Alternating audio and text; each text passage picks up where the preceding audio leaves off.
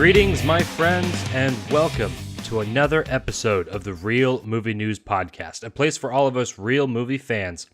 Now, it's the Halloween season, so it's only appropriate to review a movie named just that. However, before I get to our review, I just wanted to bring something up that I talked about in the last episode of the Real Movie News Podcast.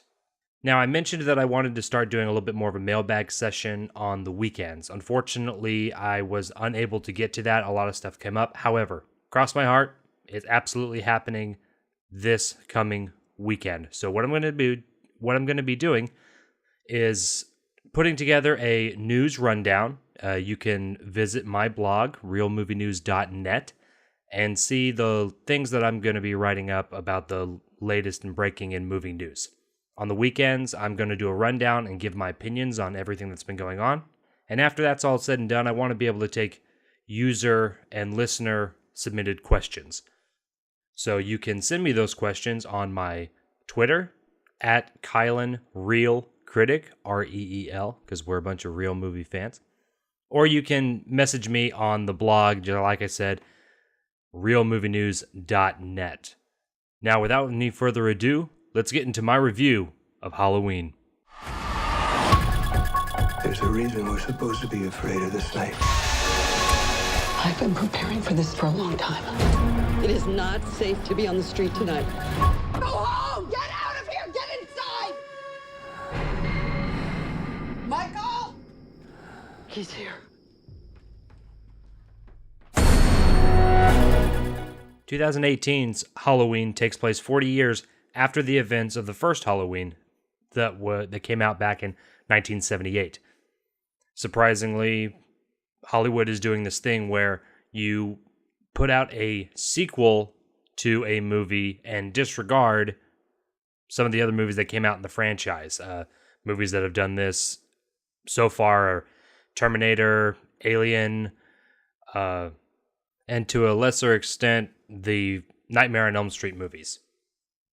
And at first, when I heard that they were going to do this with the Halloween movie, I was pretty upset with it. I'm not a huge fan of the franchise, but I thought it was going to be sloppy to just say, hey, we're going to make Halloween the sequel to Halloween, and we're also going to completely disregard all the storylines where Laurie Strode became Michael Myers' sister, and that's why he's hunting her down, and a bunch of other plot points that became crucial to the Michael Myers lore.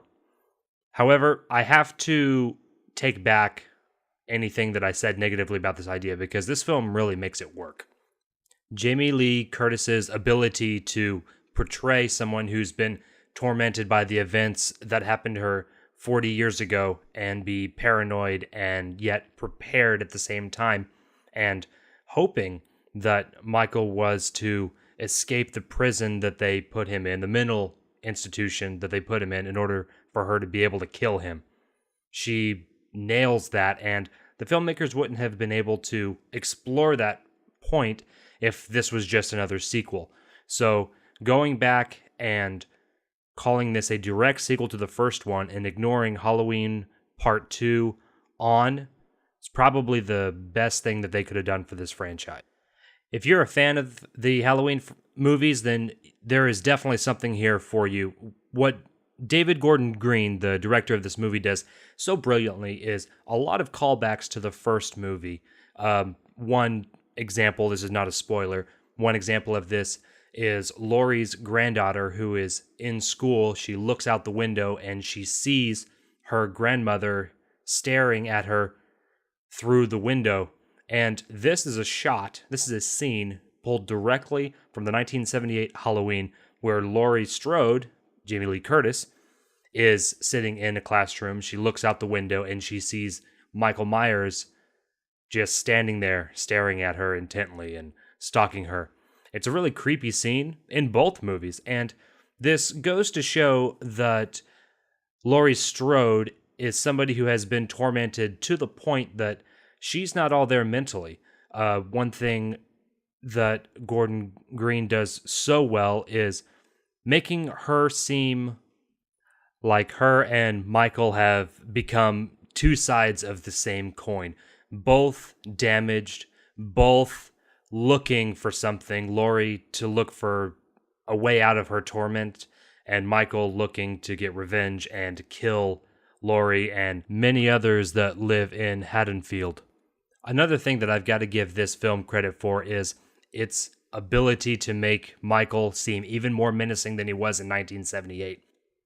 The kills in this movie are so much more brutal and bloody and gory, and I have to say, I love it.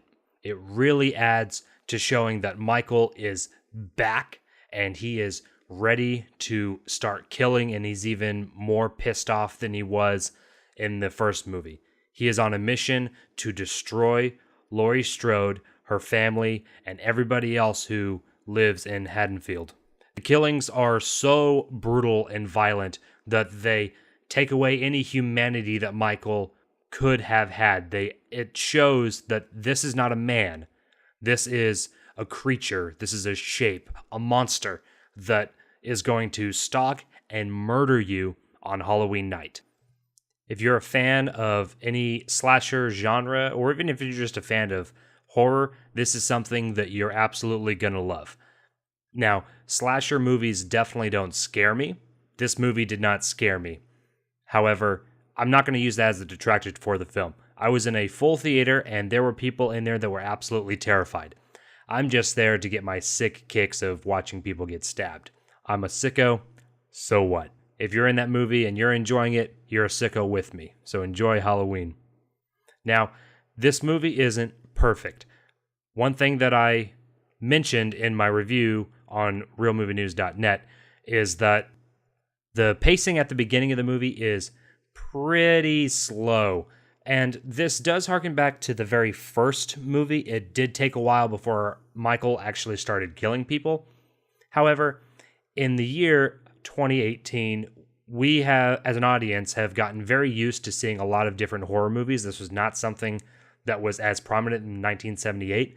So getting to those kills a little bit quicker is something that would have made this film feel like it was moving a little bit better. I do understand that they needed to set up the new characters. They needed to show a little bit more of the stalking aspect that Michael was very well known for. However, it took way too long.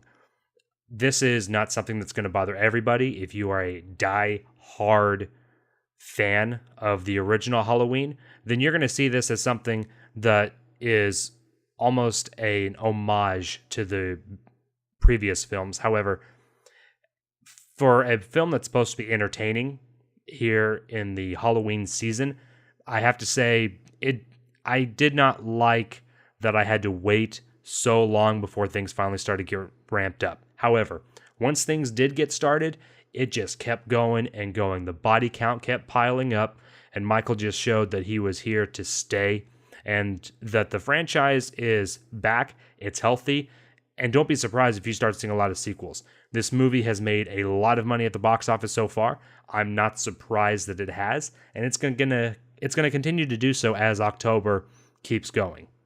I do have to say another thing that this is a nitpick gripe, but there were a few plot points that I really, really did not like. Once again, I'm nitpicking. This is something that's only for me. There are plenty of people out there that are not going to be bothered by this.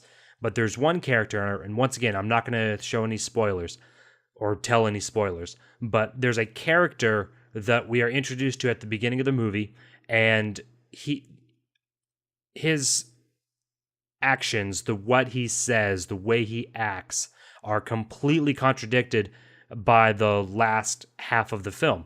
He becomes a completely different person almost instantly, and it makes no sense. I understand wanting to put in a little bit of a twist in there and get audience members on edge and really start to amp up the excitement level as we get to the final showdown, but it comes out of nowhere, and it's feels like something that is true potential that's just wasted. Another thing that I did not like, and anybody out there is going to notice this, is that there's a character that we're introduced to, and this is not a spoiler, so I'll be able to tell you who it is. It's Laurie Strode's granddaughter's boyfriend. We're introduced to him. we are shown his character. He has a lot of interaction with Laurie's granddaughter, and then he just disappears. Out of nowhere, where you think that the plot point is going to keep going, you never see or hear or have him mentioned again. And it's not that he gets killed off and then we don't see him. No. He just never shows up again. And he was an integral plot point for the granddaughter. So the fact that they left that completely wide open makes no sense to me. It feels like the filmmakers just completely forgot about him. It's quite funny, actually. But like I said, that's just a minor nitpick. This is definitely a movie that most people are going to go out and like. Even if you're not a big horror fan, there's definitely something here for you as well. If you've never seen a Halloween movie before, you can watch this one and not feel lost. They do a really good job of explaining what happened previously. So I recommend going out to see it. This is not the greatest horror movie of all time. This isn't even the greatest horror movie that's come out this year. But if you are in the mood for some thrills and some chills, and you're just in the mood for a good horror film that's going to entertain you, I highly recommend going out and seeing Halloween this Halloween season. For a score, I'm going to give 2018's Halloween a 7 out of 10. Yay. Now, my opinion is not the only one that matters. Have you seen Halloween lately? If you have, feel free to leave a comment below. I'm pretty scarce on comments right now, so why don't you be the first one to comment on the Real Movie News podcast? Tell me what you thought of this movie, or if you haven't seen it, let me know if you're going to see it. Leave a comment below, and let's make a discussion out of this. Well, that'll do it for me, guys. Thank you so much again for listening to this review. Remember that you can always send me questions or catch me on Twitter at Kylan Real Critic, or you can hit me up on my blog, realmovienews.net. And don't forget the upcoming mailbag session that's going to happen this weekend if I get enough questions. If you have anything regarding movie topics, or you just want to know a little bit about me and my movie tastes, send me some questions at those places. All right, guys, my name's Kylan Riley, host of the Real Movie News podcast, and until next time, keep it real.